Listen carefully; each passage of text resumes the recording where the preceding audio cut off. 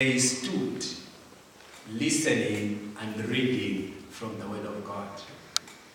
But today, they'll tell you that if you read something for 45 minutes, 1 hour, your mind will stop grasping. But we find this example in the scripture, I'm sure by the help of the Holy Spirit and God's strength. They stood there from daybreak till noon as he faced the square before the water gate, in the presence of the men, the women, and others who could understand. And all the people listened attentively to the book of the law. So as we look at text and the context, you begin to find that these people were listening attentively. Sometimes we don't listen attentively. There are times the preacher is preaching, you are also doing the mathematics. That one minus. Yes, that one I add on to the list. That one doesn't make sense. That one I've read it over and over. I don't need that. But here the Bible says they listened attentively to the book of the law. May I suggest something? Find time sometimes by yourself. You are walking, you are driving. Play some chapters of the Bible, the books of the Bible, and listen to them attentively. Ezra the scribe stood on a high wooden platform, which we may call the pulpit. Why the pulpit? It was built for the occasion or the purpose of preaching the gospel. Let me say something here. The pulpit is not meant to shout at people. I know I might be guilty of that. Maybe I might have said something that might have upset you. But here we find a scripture which says, Ezra stood on the pulpit, which was created specifically to read the Word of God. Have you noticed there are times that we are given a chance to speak to people and then we want to take advantage and shout at people, tell them off? It's not meant for that. The pulpit is sacred and we must share the Word of God. It's not even a place for stories. It's a place that we must deliver the Word of God, that God's people be blessed. I pray that 2015 be a year that we use the pulpit for what it was meant for. Besides him, on his right stood Methatia, Shema, Anan, Uriah, Hilkiah, and Maaseiah, Ashbadana, Zechariah, and Meshullam. Ezra opened the book, and hear this. All the people could see him because he was standing above them. That's how they made the pulpit. It was a bit high, and as he was preaching, sharing the Word of God, people could see him, and as they were listening. And as he opened it, the people all stood up in reverence for the Word of God. They stood up. Ezra praised the Lord. Look at this man of God. The first thing he does is praising the Lord. At times you just get the Word of God and just praise the Lord for who he is. Murdoch says, I kiss my Bible because I know it's a love book and God has blessed me with the Word. He praised the Lord, the great God. And all the people lifted up their hands as they responded and said, Amen, Amen. Again, I've mentioned this, Amen is not a slogan.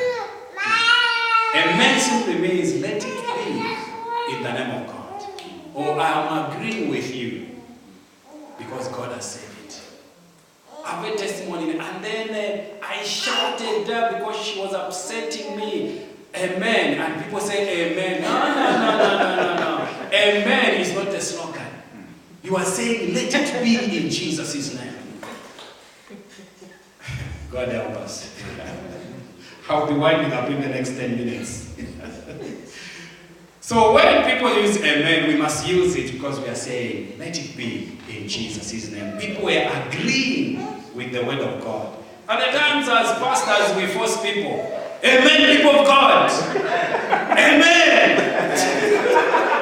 And if people are not responding, you think, what is wrong, people of God? Amen. No. Say the word of God. Let people agree with the word of God. Amen. So if I say something which does not agree with the word of God, just smile at me. I say amen, just smile at me. God help us. They said amen, amen. Then they bowed down and worshipped the Lord with their faces to the ground. Why? Because they heard the word of God. You know, there's something that happens with the word of God. It transforms our lives. It helps us to know this God and say this God is awesome God. He is a wonderful God. Why? That's why I'm believing God this year. Just to find classes where we can just read the word of God without anybody interpreting. Just read the word of God. Just reading the word of God. Find time of your own and just read the word of God. They worship the Lord with their faces to the ground. Verse 7. The Levites, Jeshua, Bani, Sherebiah, Jamin, Akub, Shabbatai, Hodiah, Mashai, Kerita, Azariah, Jozabad, Hanan, and Pelai, wonderful names, instructed the people in the law. Instructed the people in the law. Meaning, they were trying to help the people understand while the people were standing there. They read from the book of the law. They are referring to the Torah, the Old Testament. So that the people could understand what was being read. Other version says they made sense. They explained. So where you don't understand scriptures, ask other believers to explain. Listen to some men of God.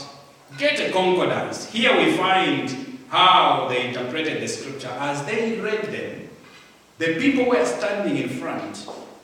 The Levites, the teachers, explained to people what the scripture meant, and they made sense. Verse 8 says, as they read from the book of the law of God, making it clear and giving the meaning so that the people could understand what was being read. Verse 9. Then Nehemiah the governor, Ezra the priest, and the scribes or the writers, and the Levites who were instructing the people said to them all, this day is sacred or holy to the Lord your God. Do not mourn or weep. For all the people had been weeping as they listened to the words of the Lord. There is power in the word of God. Sometimes as preachers we think, or when we get chance to explain the word of God, we want to force people to weep. But the word of God itself has got power to penetrate our hearts. People were convicted to the extent that they were weeping as they heard the word of God. May the word of God come to your heart. And then you offer reverence to the Lord. And let the word of God do its work. You remember in Timothy, it says it comes to instruct. It comes to rebuke. It comes to correct. And we can't tell the reasons why they were weeping. Maybe those who were in sin, because the word convicted them, they were repenting before God to say what I've been doing is wrong. Because they heard the word of God. That's why you and me, all we need is the word of God. Of course, once in a while, people might remind us of what we are doing. But when we know because of the word of God, we must just confess and repent. That's why I have no problems going to churches where I find people lying on the floor, crying and dancing and shouting. I don't know what God has done in their lives. sometimes we are so reserved that we want to keep the dignity. But these people, the Bible says, they had families there, they were weeping in the open place. Why? They heard the word of God.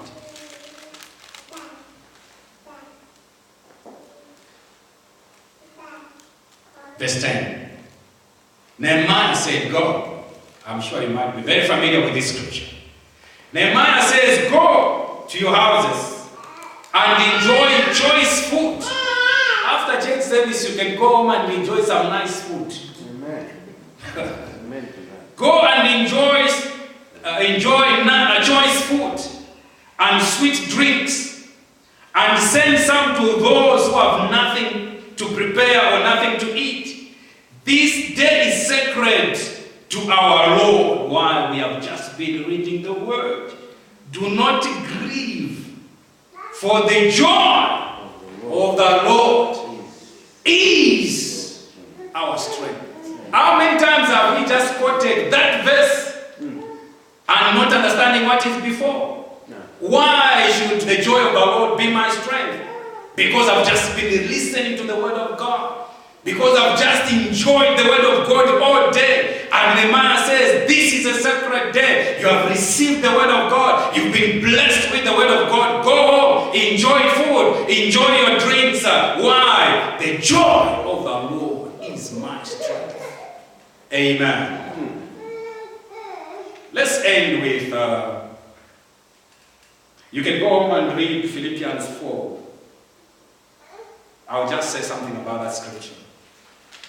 Philippians 4:13 has got a wonderful portion which says, I can do all things through Christ Jesus who strengthens me. I mentioned this principle is that don't interpret a verse without other verses before and after. Explain the scripture in the light of the verses before and the verses after. So in Philippians 4, verse 13 and 19, it should be in 19, I think, give me 13 says, I can do all things through Christ, which strengthens me. Go to verse 19. But my God shall supply all your need according to his riches in glory by Christ Jesus. I'm sure we are all guilty of professing that scripture. And I don't want to ask you to say, what does it mean? Let's see what the Bible says. Let me just quickly go through it. Go back to, before you proclaim 19, go back to 13. So if you say, my God shall supply all my needs, you need to fulfill what is written from verse 13 or go to 10. So if you have to interpret scripture, please listen to what the context in this text is. What is the heart? What is the mind? What is the spirit behind that verse 19 to say, my God shall supply all your needs? It doesn't start in there, but look at that. But I rejoiced in the Lord greatly, that now at the last you care your care of me as flourished again, wherein you were also careful, but you lacked opportunities, telling them you had no opportunity to support the work of God. But now you have done it. So before you claim 19, do the 13 as well. 10, now go to 11. Not that I speak in respect of want, not that I'm in need, that's why I'm speaking. For I have learned in whatsoever state I am. That scripture is talking about contentment. I have learned to be content, to be satisfied. Whether I've got nothing, I know both how to be abased, how to be poor, or how to lack. And I know what it means to have things in abundance.